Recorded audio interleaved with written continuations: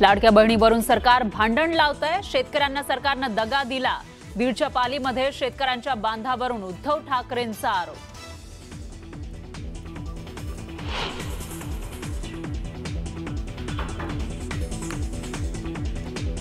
आघाडी करायची असेल तर इंडिया आघाडी सोबतच। निवडणुका स्थानिक मुद्द्यांवर असल्याने स्थानिक नेत्यांना आघाडी किंवा स्वबळावर जाण्याचे निर्देश।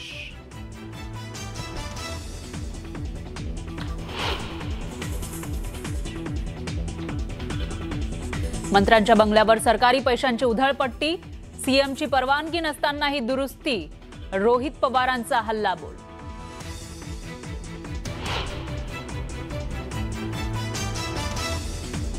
महिला मांत्रिकाकडून आयटी इंजिनियरची फसवणूक। मुलींना असलेला दुर्धर आजार बरा करण्याचं आश्वासन देत उकळले 14 कोटी।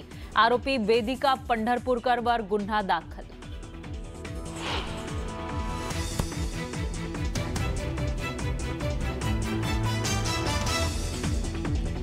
पिंपरखेड इथं दिवसाढवळ्या बिबट्याचा धनगरवाडीमधील घोड्यावर हल्ल्याचा प्रयत्न। आरडाओरडा झाल्यानं बिबट्यानं ठोकली धूम। तर खेडच्या काळेची वाडीमध्ये बिबट्याच्या हल्ल्यात चिमुकला थोडक्यात बचावला।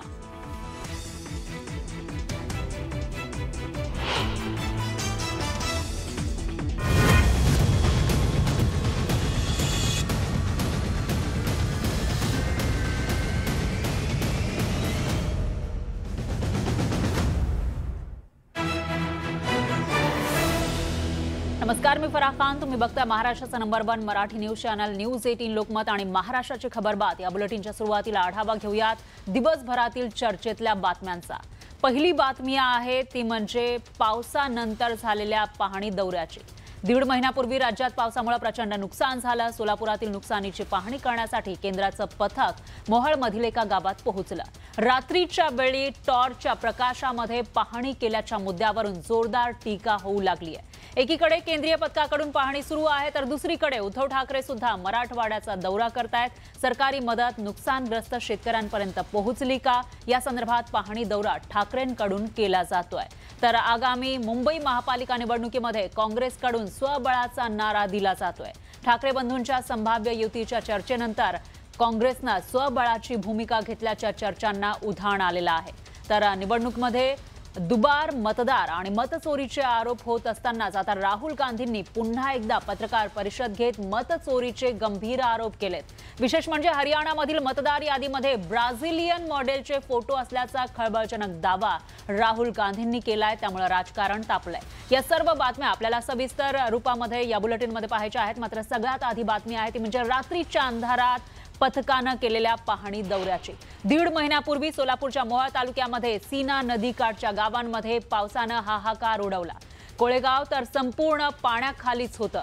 गेल्या दीड महिन्यांपासून नुकसानग्रस्त भरीव मदतीच्या प्रतीक्षेत आहेत। अशा वेळी कोळेगावात रात्रीच्या अंधारात केंद्राचं पथक आलं आणि टॉर्चच्या उजेडात अवघ्या 20 मिनिटांमध्ये पाहणी करून शेतकऱ्याच्या जखमेवर मीठ चोळून गेलं। केंद्रीय पथक आलं ना, केंद्रीय पथक पूर्ण दिवस फिरताय ना।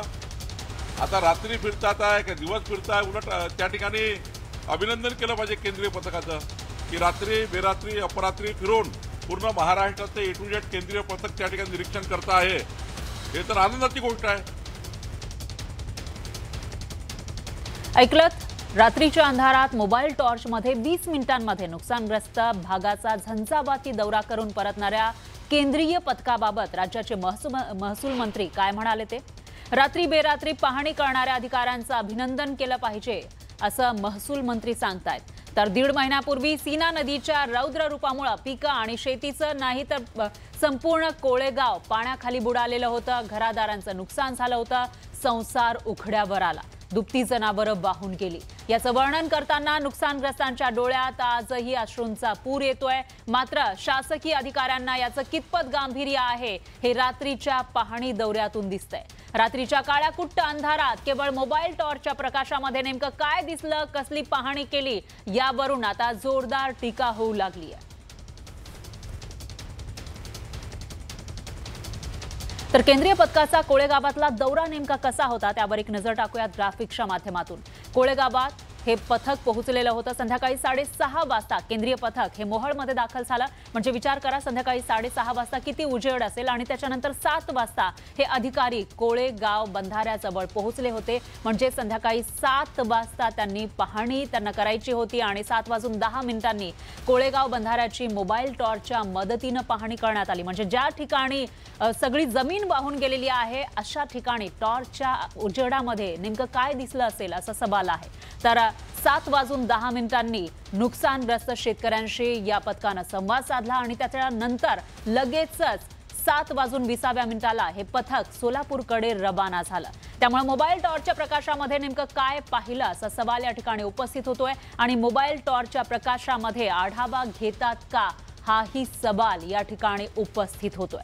यानंतर पाहूया झंझावाती दौऱ्यामध्ये केंद्रीय पथकानं ज्या शेतकऱ्यांशी संवाद साधला ते शेतकरी टॉर्चच्या प्रकाशामध्ये झालेल्या या दौऱ्याबाबत नेमकं काय सांगतायत ते.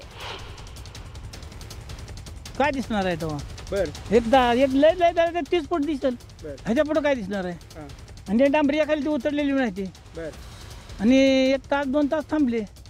आणि काय असेल ते तुमचं देव म्हणून गेले. गाव पूर्ण पाण्याखाली होतं. आले होते अधिकारी.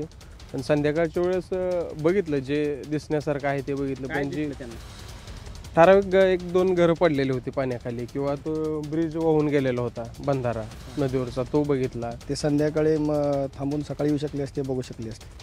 पण जाता जाता आपलं एक भेट द्यायची आणि आपलं काम केलं असं दाखवायचं. या कारणामुळे तर आले असतील असं वाटतंय. तर आता या पथकाला नेमकं काय दिसलं असेल आणि त्यानंतर या शेतकऱ्यांना नेमकी काय मदत मिळणार हा सवाल आहे.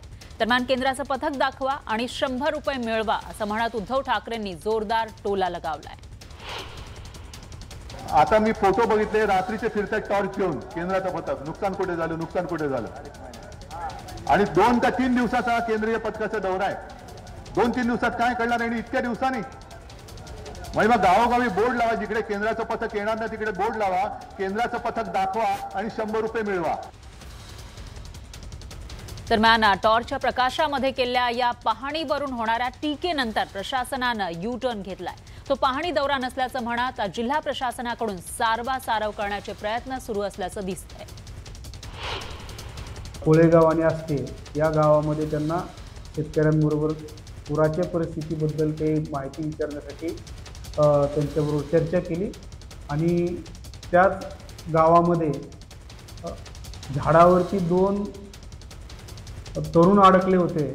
त्या तरुणांना बाहेर काढताना कशा पद्धतीने रेस्क्यू ऑपरेशन केलं याच्याबद्दलही त्यांनी माहिती घेतली. काल त्यांचा उद्देश येताना फक्त पूर परिस्थितीच्या तीव्रतेची माहिती घेणे हा होता. त्यांनी काल कुठलीही पाहणी केली नव्हती.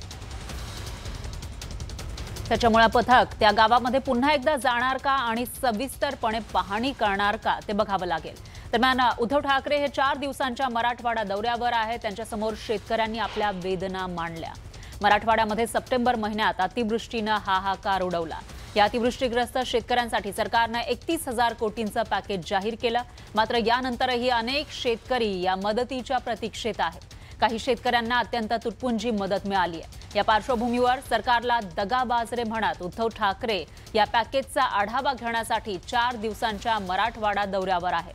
शेतकऱ्यांच्या मदतीच्या पॅकेजबाबत उद्धव ठाकरेंनी सवाल केलाय.